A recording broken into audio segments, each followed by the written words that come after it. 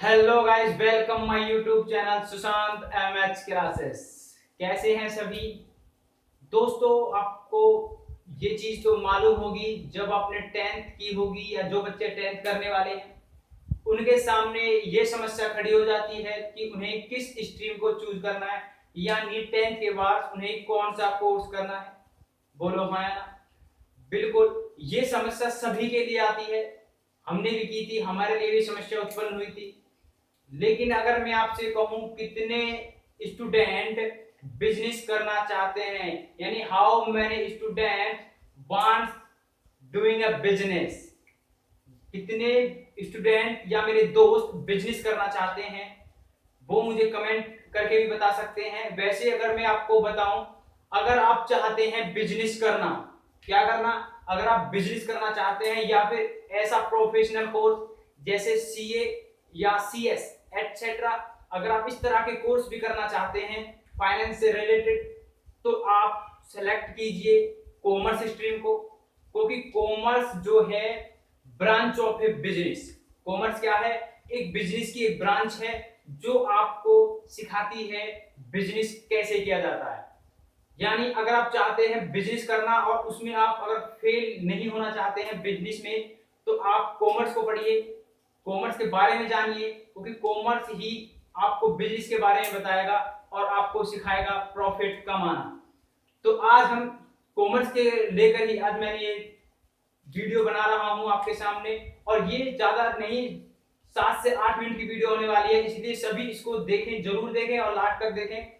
मैं आज आपको कॉमर्स के बारे में बताने जा रहा हूं कि कॉमर्स आखिर होता क्या है, इसकी फुल फॉर्म क्या है और इसके डेफिनेशन के बारे में आज हम बात करेंगे। तो प्लीज मेरे साथ बने रहिए और बार बार ना कहना पड़े, मेरे चैनल को सब्सक्राइब करना ना भूलें। तो चलिए आज हम देखते हैं कॉमर्स की फुल फॉर्म के बारे में। ठीक है, मैं यहां पर लिख देता हूं कॉमर्स, COMMERCE,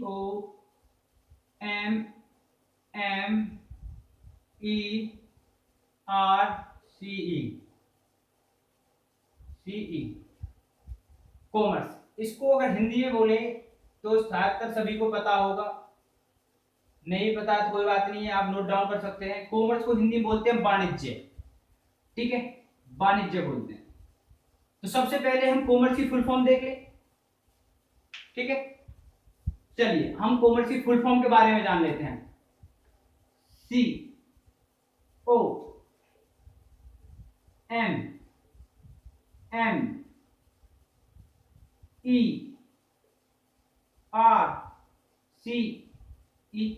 इस तरह से हम कॉमर्स को लिख सकते हैं। ठीक है, बोलो हाँ या ना, लिख सकते हैं या नहीं? बिल्कुल लिख सकते हैं। सी बोले तो कोऑर्डिनेशन, ऑर्डिनेशन। अब से पहले अगर आपको कॉमर्स की फुल फॉर्म के बारे में नहीं पता था, तो ये कॉमर्स की फुल फॉर्म है। ओ यानी of, M money, M material, E for इरिडिकेट,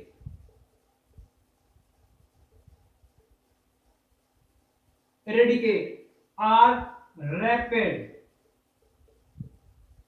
और सी कंटिन्यूअस, और ई फॉर अर्निंग। लास्ट में क्या है? अर्निंग। अब कॉमर्स का लास्ट का काम ये है भाई, अर्निंग। इसका जो निचोड़ है वो क्या है? अर्निंग। क्योंकि कोई भी बिजनेसमैन चाहेगा कि वो क्या करे? अर्निंग ही करे। बोले आना ना? तो मैं आपको बता दूं, कोऑर्डिनेशन का मतलब होता है समन्वय। समन्वय, इसका मतलब क्या होता है? समन्वय का मतलब होता है तालमेल, तालमेल से संबंधित। जैसे मानकर चलिए मैं कोई बिजनेस कर रहा हूं, मैं मार्कर का बिजनेस कर रहा हूं, मैंने आपको एक मार्कर बेचा, यानी मैंने अगर ये मार्कर आपको 20 रुपए का बेचा, तो आपसे मुझे क्या मिला? पैसे मिले। मैंने आपको मार्कर बेचा, आपने खरीदा, तो हमारे और आपके बीच में जो संबंध, मधुर संबंध स्थापित हुए हैं, यानी जो तालमेल हुआ है, उसी को हम क्या बोलते हैं? समन्वय। यानी एक तरह से समानता प्रकट करता है। ठीक है, ऑफ, ऑफ का मतलब आप जानते हैं कहां से होता है? मनी यानी पैसे, पैसा। मेटेरियल यानी हम सामग्री, मैंने अभी बात की थी, किस बात की थी, मार्कर को बेचने की, तो ये होगी हमारी सामग्री। इंडिकेट का मतलब होता है उन्मूलन करना, यानी वस्तुओं का उन्मूलन करना, यानी बेचना, खरीदना, उन्मूलन करना। रैपिड का मतलब होता है तेजी, और कंटिन्यूअस का मतलब होता है लगातार, और लास्ट में अर्निंग का मतलब होता है कमाना। तो जो मतलब हम वस्तुओं एवं सेवाओं का जो हम विक्रय करते हैं या क्रिया विक्रय करते हैं, उनसे जो एक दूसरे के प्रति तालमेल स्थापित होता है, और उस तालमेल के आधार पर हम क्या करते हैं, पैसा लगातार तेजी से कमाते हैं। बोलो हाँ या ना। तो ये क्या है, कॉमर्स की फुल फॉर्म। अब आप इसको याद कैसे करेंगे, मैं इसके बारे में भी आपको बता देता हूं। तो आपको ध्यान रखना है, इसमें कॉमन दो हैं, जैसे सी कॉमन है, एम कॉमन है, और ई कॉमन है। तो आपको लगातार याद करना है, C coordination, C continuous, M money, M material, E eradicate, E earning. यानी आप इस तरह से इसको याद करेंगे। और आर फॉर रैपिड, जैसे ही आप इस वर्ड को लिखेंगे COMMERCE, तो आप इनको लिख सकते हैं C for coordination, O for of, M for money, M for material, E for indicate, R for rapid, C for continuous, E for earning. आपको आसानी से याद भी हो जाएगी। अगर क्वेश्चन इस तरह का गवर्नमेंट एग्जाम में पूछ भी ले जाता है, तो एक नंबर आपका, एक सेकंड में आपका एक नंबर बन जाएगा। बोलो हाँ ना। तो ये तो है कॉमर्स की फुल फॉर्म। बहुत से स्टूडेंट नहीं जानते होंगे, कोई बात नहीं है, अब आप इसको आसानी से जान सकते हैं, कॉमर्स की फुल फॉर्म। नेक्स्ट मैं आपको बताने जा रहा हूं कॉमर्स की डेफिनेशन, यानी जो वाणिज्य है वो क्या है, यानी व्हाट इज कॉमर्स। नेक्स्ट जो है डेफिनेशन, अगर मैं कहूं आपको, जो बिजनेस है, यानी जो कॉमर्स है, वाणिज्य है, वो किससे संबंध रखता है, बिजनेस यानी व्यापार और उसके संचालन से। ठीक है, जो कॉमर्स जो डील करता है वो किससे डील करता है, मैंने आपको भी बताया था, मैं यहां पर डेफिनेशन लिख ही देता हूं। According to Evelyn Thomas,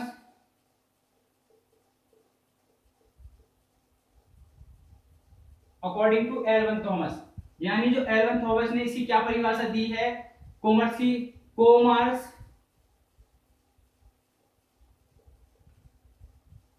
is the field. ध्यान से इस डेफिनेशन को देखना है, बहुत अच्छी डेफिनेशन है, ये आपको आसानी से समझ में भी आएगी। और आपसे अगर नेक्स्ट टाइम अगर कोई फ्यूचर में पूछे कि कॉमर्स की डेफिनेशन क्या है, तो मैं आपको इजी डेफिनेशन बताने जा रहा हूं, आप इसे आसानी से याद भी कर सकते हैं और समझ भी सकते हैं। ठीक है, और बता भी सकते हैं दूसरों को। तो commerce is the field of study, इतनी इजी लैंग्वेज में डेफिनेशन है। किसकी definition, according to Evelyn Thomas. Commerce यानी जो वाणिज्य है वो अध्ययन का क्या है, क्षेत्र है। कॉमर्स क्या है, वाणिज्य अध्ययन का क्षेत्र है, with business and its operation,